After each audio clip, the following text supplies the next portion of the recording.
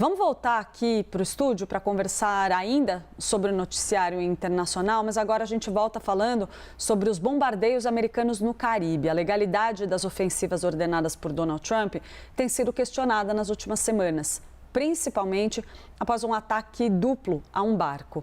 Diego Pavão, nosso editor de internacional, é quem chega aqui com mais informações sobre esse tema. Muito bom dia para você, muito bem-vindo, Diego. Obrigado, Clarissa. Bom dia para quem acompanha o live, bom dia para você. Bom, esse é um ataque específico que a gente está falando, é um ataque que aconteceu lá em 2 de setembro desse ano. Lembrando, Donald Trump vem ordenando, o Departamento de Guerra, de Defesa dos Estados Unidos, vem ordenando esses ataques a barcos que supostamente transportavam drogas. A gente fala supostamente porque a versão de que esses barcos transportam drogas é uma versão que vem apenas do governo americano. A gente não tem uma confirmação independente sobre se esses barcos realmente transportavam, faziam parte da rota de narcotráfico que Donald Trump tanto falou nessas últimas semanas, e isso, claro, serviu para ele embasar essa retórica contra a Venezuela. Lembrando, os dois países estão em uma tensão grande nesses últimos dias, últimos meses, justamente por causa também dessa questão do narcotráfico ali no Caribe. Bom, mas esse ataque específico, Clarissa, esse ataque em 2 de setembro de 2025, ele é questionado justamente por ser um ataque duplo, ou seja, aconteceu um primeiro disparo, aquele barco foi neutralizado, vamos dizer assim, e aí ficou ali o que seriam destroços daquele barco e duas pessoas que sobreviveram a esse ataque. O que acontece depois é um outro ataque, um outro disparo.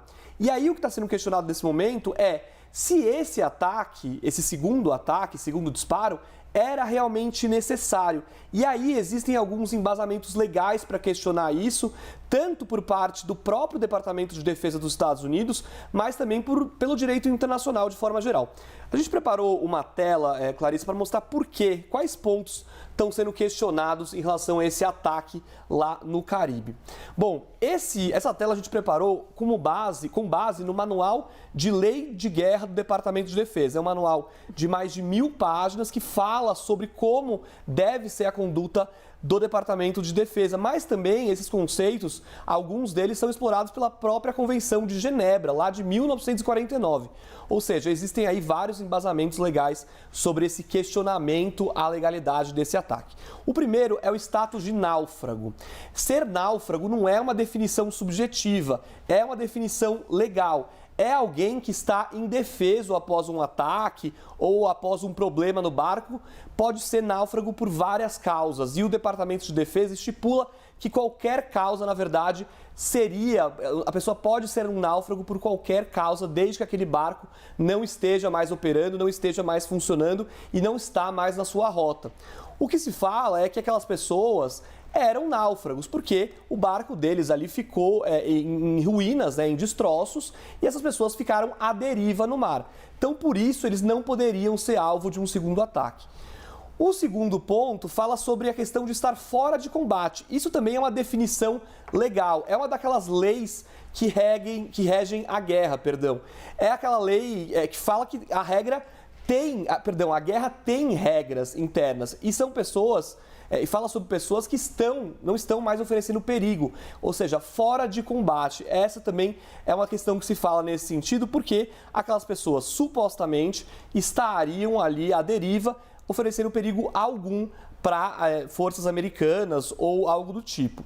E a terceira ponto dessa regra é o seguinte: a lei vai até mais adiante. A lei fala não só não se deve atacar, mas também deve-se oferecer ajuda. Ou seja, isso também não aconteceu. Mandar ajuda para aquelas pessoas que estavam à deriva. Mesmo que sejam pessoas combatentes que antes estavam em uma guerra contra aquele inimigo. Mas isso também não aconteceu nesse caso. E o último ponto, também é bem importante, é a presunção de proteção. Se a gente está num cenário, se existe um cenário ali de dúvida sobre se essas pessoas oferecem perigo ou não, na dúvida também não se ataca. Essa é uma lei, uma regra que está dentro desse manual do próprio Pentágono. É curioso. Ou seja, a gente ver que essa regra é dos Estados Unidos exatamente. mesmo. Não se trata aqui só de falar em regras internacionais, né, exatamente, é o manual do Pentágono, a gente teve acesso a esse manual, ele está disponível na internet, ele tem mais de 1000 páginas e ele tem uma seção que fala exatamente sobre a questão de um naufrágio, que é exatamente esse caso. O que o governo americano diz? Olha, esse barco ele carregava cocaína, segundo a versão dele.